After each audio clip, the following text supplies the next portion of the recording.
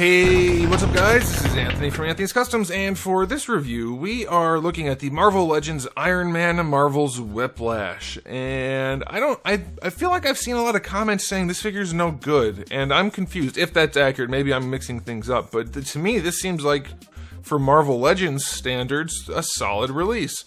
So I don't know, maybe we'll see by the end of the review. Maybe I'm thinking wrong, maybe I just remember it wrong. I don't know, maybe it's a good figure. We'll see. So let's go ahead and get this guy off the stand and take a closer look. Okay, before we get into the figure, I will show you my package. I do like this particular package, the Iron Man one. It's my favorite Iron Man right there. And I like to see these retro cards that actually look like the retro things. Otherwise, it's unremarkable. So if you're not an on-card collector or don't have the nostalgia, then who cares? But it's nice. And I like their drawings. They tend to look better than the figures. But standard otherwise, so let's move on. This guy, he is currently in stock at Big Bad Toy Store. If you want to check one out, or check him out, get one for yourself, there's a link in the description below. It'll take you right to him, no need to hunt. He stands roughly 6.5 inches tall. That makes him just about 16.5 centimeters. Alright, and so let's see how tall he is compared to Uncle Darwin. He's pretty standard size. We've seen all of these parts before, except for maybe the boot things. He's just a touch taller than Darwin. Here he is up against the McFarlane Batman. Out of scale, as you would expect. And same thing with Marvel Select Captain America. Okay, let's do a quick question of the day. What do you guys think about this classic Whiplash design? I don't know. Typically purple and pink and neon green, not my favorite color scheme, but something about it. I've always liked Whiplash's design. I don't know why exactly, but I loves it. Alright, and so this, I don't care about the character, by the way, just the character design. Okay, so this figure, not particularly new. There's some new stuff, but it's fairly reused. Alright, and there's almost literally no paint on it other than where absolutely necessary. So let's dive into the aesthetic. He's shiny.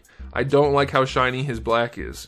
It's not the worst thing we've ever seen, but he is certainly not a nice flat finish as we have seen in other places. However, the purple parts and the pink parts are. The pink is very flat finished, and it looks great. The purple is more of a matte or matte to satin finish, and that actually looks fine too. I just wish his black wasn't so shiny. However, I have to note, if you're gonna mix finishes, it does a lot to make the figure look good. If he was all shiny, then it would look like crap, hot garbage.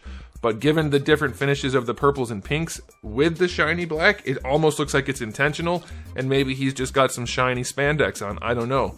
But it does go a long way to make it look better. I think I would prefer all flat to matte to satin, but this is still not bad if they're going to make something somewhat shiny. He does have his man purse, and you could probably remove it if you wanted to, but I'm going to leave it on there. It's done well enough. They painted the buckles, so that's okay. And then here's the head. It almost looks like the Guardian head, but it is a new one because it has a hole in the back. But I think it's a really nice head sculpt. I can see a lot of people taking this and turning it into Batman. That's a really, really good head sculpt for a cowled head like that. His lips are a bit garish. I think there's too much paint on there. It looks worse on camera than it does in person, because people do have colored lips even without lipstick. But that's a really, really nice sculpt. And their paint job didn't kill it. It could be better, like the lips were a little bit less, but still nice. And one of the things I really like about this is his green ponytail is actually a separate piece, and so you get the rotation that I've been saying Hasbro needs to include forever. Anytime you have a separate piece like this, there's no good reason why it can't rotate. That helps posability, and you have to have it separate anyway, so why glue it in? So I like that, and then the paint job on this is perfect. It's so simple to make things good. A little bit of paint goes a long way. That looks wonderful. This being a separate piece right here actually looks really nice too. No real paint going on there. There's just a little bit of paint in there for his cleavage, and then on his face and the hair. There's really not much else going on here. It's a very, very basic figure, but what is here is well proportioned. The cape looks good. The collar looks good. The man purse looks good. The head sculpt is awesome. The hair is good. I like it. For Marvel Legends, this is a step above most things they release, even as basic as it is. If they threw some shading on there, this would be a standout for sure. As it is, I'm going to give him an 8.5 out of 10 for the aesthetic. Looks pretty solid. One of the better things about this guy is his head isn't sitting super high, even with all this going on. His shoulders aren't that low.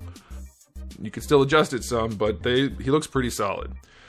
So, let's get on to the accessories. For hands, 2 fist hands on him in the package. Then you get 2 gripping hands. They're not the best hands in the world, but they're there. And then you get his whip, which is a love-hate thing for me.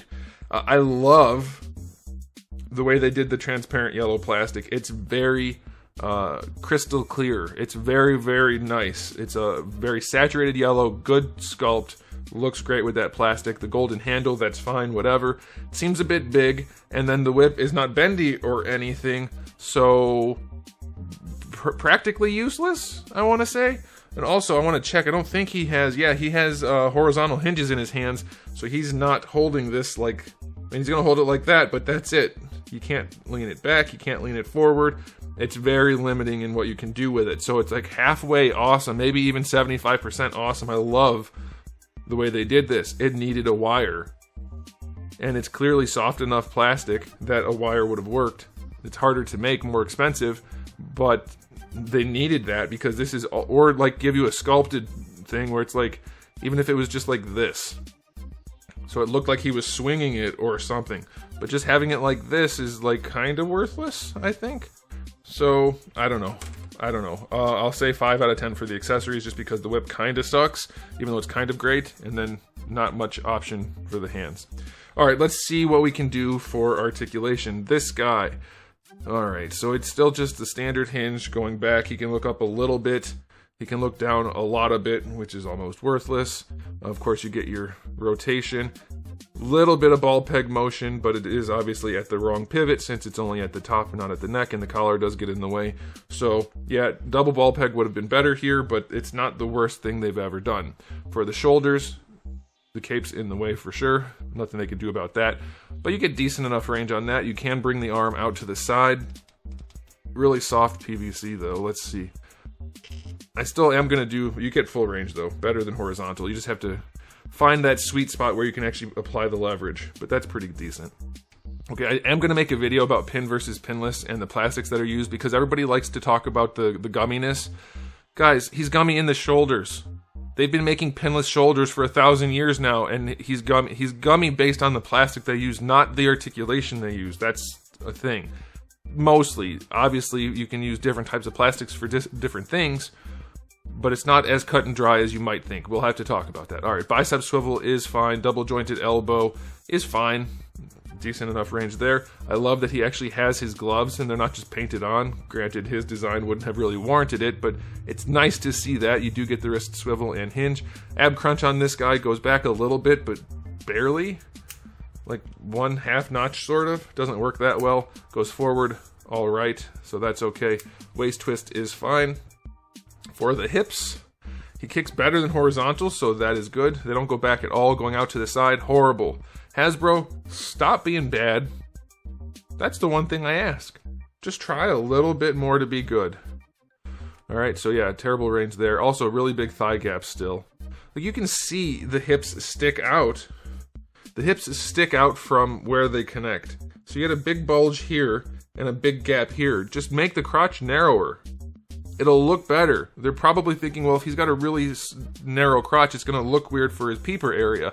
Maybe, but I'll bet you it looks better overall, especially once posed. That way you don't have the giant thigh gap and hip lumps. But they don't do that. Alright, thigh swivel is very thigh swivelly. Alright, double jointed knees. No problem there. Decent proportioning. Less range than I would like, but it's not the worst in the world. Have they used these? These aren't the Vulcan legs. I feel like they've been used, but I don't remember that vein right there. I don't know. Alright, and then you do get a boot swivel, so if you like that, that's good. Ankles go all the way back and all the way forward. Looser joint than I would like. Ankle rocker is solid. It's fine. He doesn't pose the best, but he poses well enough, and he looks pretty dang good. So, articulation on this guy, the looking dang good's not part of that. The articulation on this guy is fine. I will give it a 7. For Marvel Legends, it's fine. The character design elements that limit articulation, I can't really fault them for. Alright, so now it's time for the final verdict. For Marvel Legends, this is one of their better releases lately. It's not an impressive figure if you collect other lines, let me be clear. But for Marvel Legends, it is a standout. It's better composed than most figures. The cape sits on the figure properly. It's well done. The different finishes look nice. The head sculpt is great. The hair looks really good. The accessories kind of blow, but also are kind of cool. So, like, it's definitely not a perfect figure, but it's much better compared to most things they release. I'm going to give this, for Marvel Legends, an 8.5 out of 10. It's a stronger release than most. Like, let's see. Can I grab one quickly? It's much better than this, for instance. It doesn't take that much. This guy's proportioning alone makes him look so much better. Yeah, it's a stronger one. If you don't hate his character design, he might be worth picking up if you collect Marvel Legends. If you don't bother. I want to be very clear. Like, if you only collect figure arts or Figma or, I don't know, Mezco, anything really that's not Marvel Legends, you're not going to enjoy Marvel Legends if you're just dipping your toes in. You really need to pick a good one to get a good taste. Don't pick an average one, or you'll probably be disappointed unless you have some connection to the character. That's my guess. But anyway, let me know what you guys think in the comment section below.